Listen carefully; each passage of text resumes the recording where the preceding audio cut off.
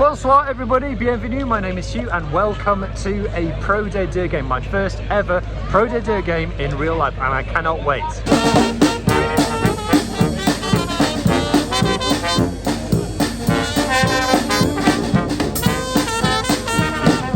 I am in the beautiful area of Provence in southeastern France, and I am taking in Provence against Biarritz. It is a huge game as Provence are well in the battle for promotion to the top 14. A victory tonight would secure not only a playoff position, but also a home quarter-final, so it's everything to play for.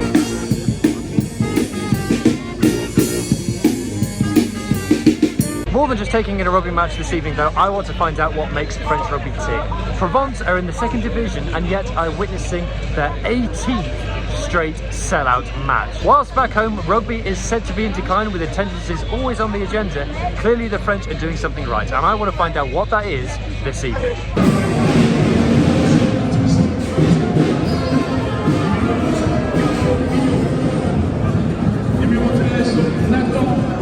So here's a stat about Provence. Provence are 14 from 14 in their home games so far this season, but they are only 2 from 14 away from home, which makes them exactly mid-table in the away from home standings. French teams, you win your home games, away from home, doesn't really matter.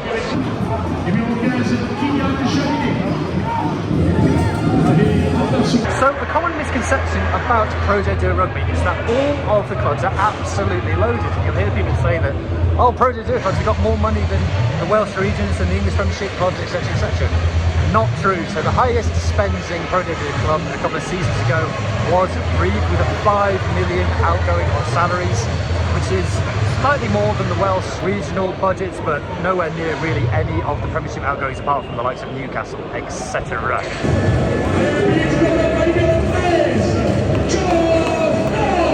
Having said that, the Provence team does include some superstars. George North and Tomas are both in the huddle behind me. Both of those started the World Cup semi-final in 2019 against the Springboks. Hey, so as you can see, I'm trying to do things a little bit differently with this channel and bring rugby fans the stories they might otherwise never get to hear. If you're up for that, then you can join the 5,000 people who have subscribed so far, and you could even share a link with a mate. Anyway, let's get back to the video.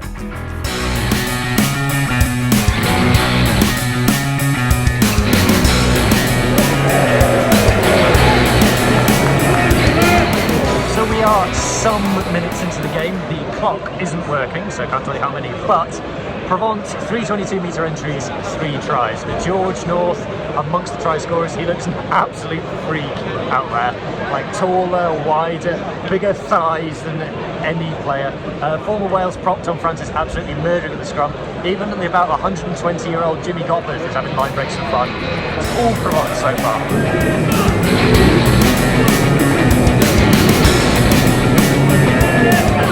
So half-time here in Provence, 22-0 to the home team.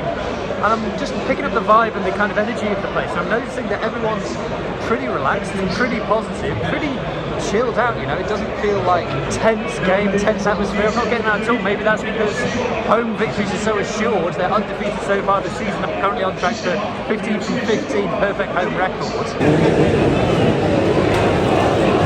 Just helps it to just be a really positive atmosphere. If I compare to, say, in Wales and England, the games that I've been to, sometimes, you know, you get fans kind of sat there like, come on, impress me then.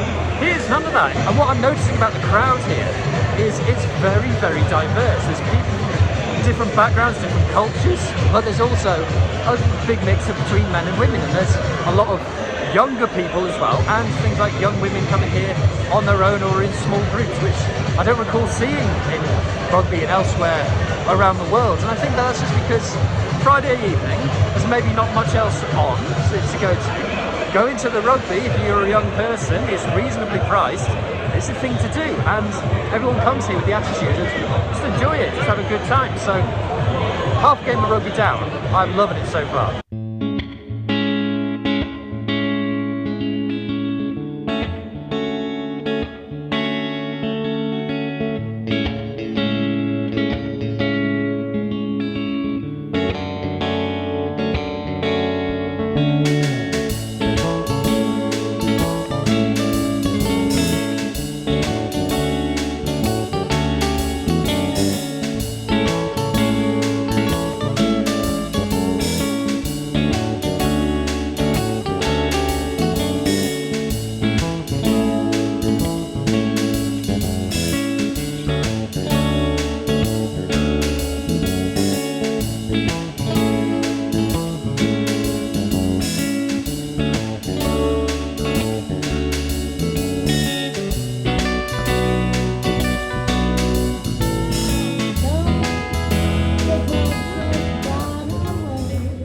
here with the intent of finding out about the culture of French rugby, and I think something that I'm figuring out, why it's maybe so much bigger than it is in other places around the world, is 30 regular season games. So for over half the year, you've got a game every other week at home for you to go to. And they schedule it on a Friday night. So whereas around the world, you know, the second divisions clash with the first divisions, grassroots rugby clashes with the professional game. The Pro de Deux plays on Thursdays and Fridays. The top 14 plays on Saturdays and Sundays. There's no clash. There's no competition there. And you know, in some of these towns in the south of France, rugby is bigger than football, so you're not necessarily competing with a football team.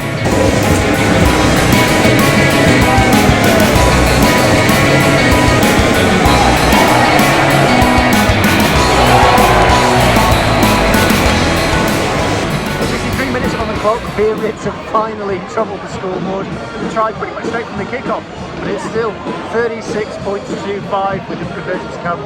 I think Provence are probably safe.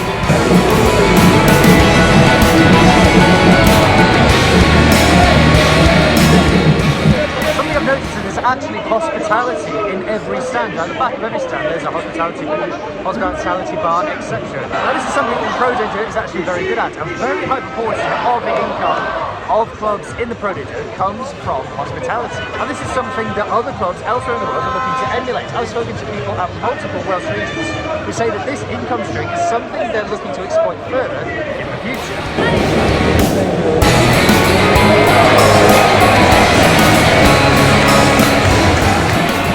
Just realised how well lit I am. These spotlights are next level.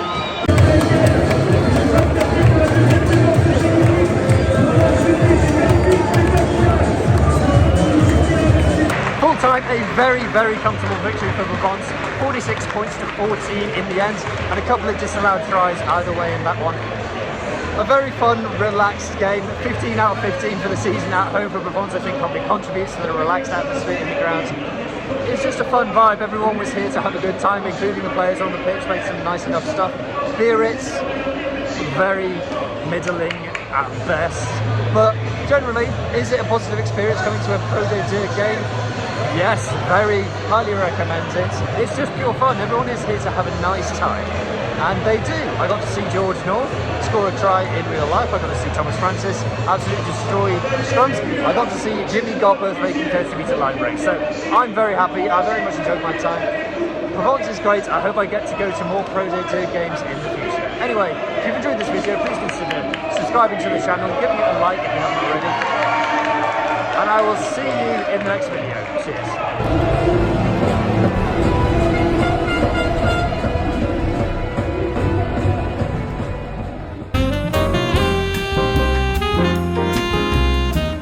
Another interesting thing about Provence is the kit. Now you might notice it's all black and it has a fern here. So is there some kind of tie-up with the New Zealand All Blacks? Is there a sort of Notts County Juventus sort of scenario going on? Well, no. The reason that they're black is actually a very interesting story. Basically, back in the day, the club was absolutely stone broke, and they asked the players to bring in their own kits, bring their own kits from home. Unfortunately, the players did that, and everyone turned out wearing different colours. Absolute disaster. What were they going to do? Well, the solution was just to settle on black, and they asked everybody just to turn up to training in their own black shirts. And they've worn black rugby jerseys ever since. And the logo is not a fern, it is an olive branch. Olive trees grow around here in this part of France, and that's why the logo is what it is.